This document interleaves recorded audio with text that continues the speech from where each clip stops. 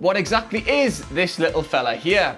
Well, that's a very reasonable question to ask, but let's answer it in a minute. First, let's talk about how, whatever this is, it's a very good car. You'll note that it looks like a small and strangely flat SUV. So yes, that makes it a crossover. Bloody hell, another crossover. But this one has something highly unusual. There's a little badge on the back that makes this special. Not that one, although that's quite cool. This one says S-Drive. And because it's a BMW, that of course means that this is rear wheel drive. What? It's front wheel drive.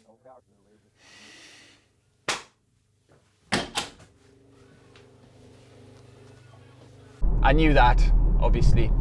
But even though a BMW with front wheel drive is the sort of thing that pisses off a certain sort of person, I'd go as far as to say that this is the most enjoyable small crossover wheel drive, bar none. The way this goes around corners is like, you can get the tyres screeching like that, but it still stays exactly on course, doesn't understeer, which for a car this size and this type is pretty special. If it was a footballer, it wouldn't be a top player, it would be a top player. Why? Well, it's because it's got all of the BMW traits, apart from the rear wheel drive one, obviously.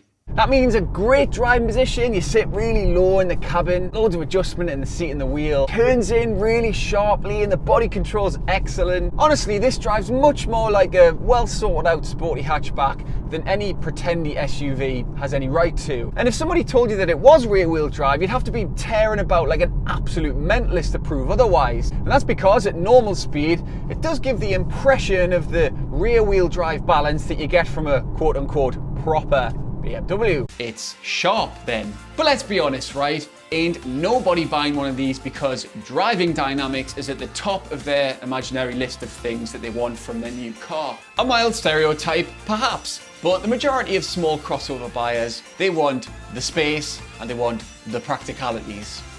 And the X2 doesn't exactly fall down there. It does stumble a bit. That's because, to go back to the question that we posed at the start, the X2 here is a coupe. Or as BMW puts it, it has a sporty urban feel.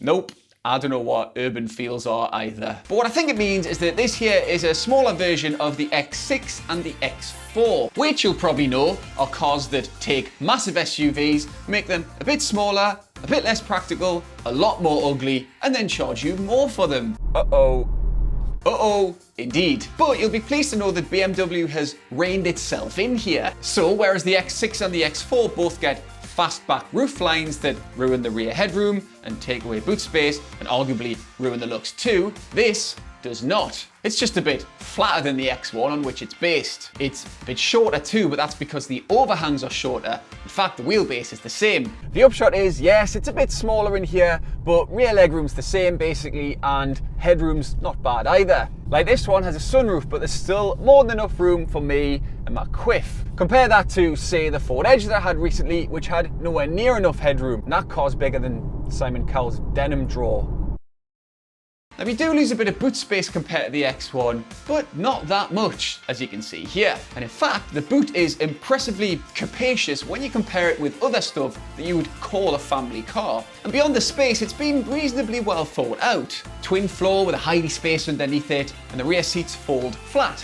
The only negative you'd really notice is that the hatchback itself is quite narrow. And so, regardless of what BMW might like to call this in its press releases, what this amounts to is a very passable 5-seat family car. And one that's compact enough on the outside to feel city appropriate. Easy to park and maneuver in that, I mean. And it has all the other positive traits that you associate with a vehicle that's come from the old Bavarian motorworks. Like a cabin that's solid as a rock. And because BMW has been gently evolving its cabin design since the late 90s basically, it's not groundbreaking, but it looks quite good and it won't age quickly either, because it already looks a little bit old. And because it shares its platform and its parts with the X1, it also shares that car's 5-star safety rating from the good people at Euro NCAPs. Bosh! Plus, we all know how good BMW's engines are. Like, the 20D is probably the best pound for pound 4-cylinder diesel engine in the whole wide world. And the 18D is pretty much the same, but with a bit less oomph. Well, that was profound, wasn't it?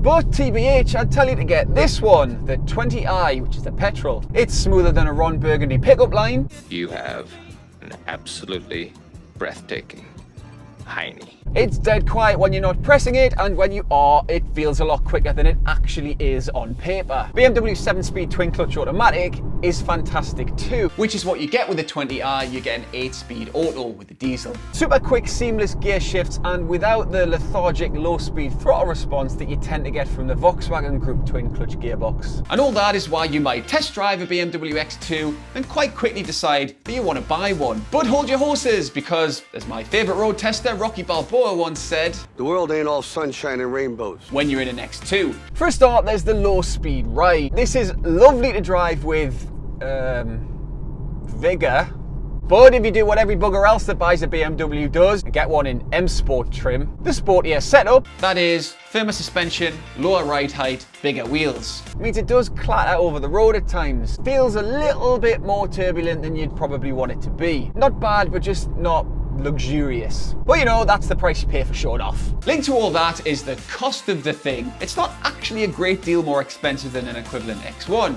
About 800 to 1400 quid depending on which model you're buying. But with prices starting at about 30 grand, this is not a cheap, compact, premium crossover type thing. And by the time you've M-sported it up and added an automatic and a couple of options, you are easily looking at the high end of the 30s. Also, you'll be forced to deal with iDrive, which I just wish that BMW would ditch already. It's true that you get used to it the more you use it, but you know, you'd get used to losing one of your fingers, wouldn't you? But you'd probably rather it was still there. It's 2018 now, and there's no excuse for fannying around with sub-menus using a rotary dial anymore.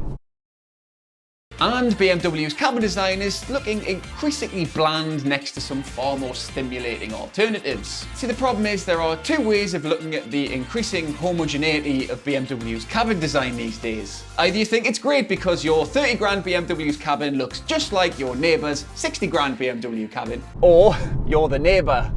But much of the criticism that you would lob in an X2's direction are matters of taste and preference. For a start, like mid-30s is what you'll spend on pretty much any of these premium compact crossover type things now. They all start around 30 like this one does. And this is well equipped as standard. You get an automatic tailgate, the DAB, Bluetooth, the nav, the parking sensors, etc, etc. If you want a car that subjectively looks a bit better than an X1, is better to drive than it should be, because it's a front-wheel drive crossover, that is, will sit happily on the motorway for mile after mile, because it's quiet and the body control is good, is well made, and has enough space for 5.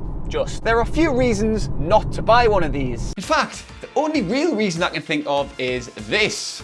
The Volvo XC40. It's more comfortable, it's more spacious, and it's just generally better thought out when it comes to the family and practicality stuff. And let's be honest, it's a bit less obvious than buying a BMW. So there you have it, my second favourite premium compact crossover SUV thing. Thanks for watching. There's a much more detailed review of this over at the website, as ever, and I'll see you next week. I'm driving a Jeep, I think. It should be fun.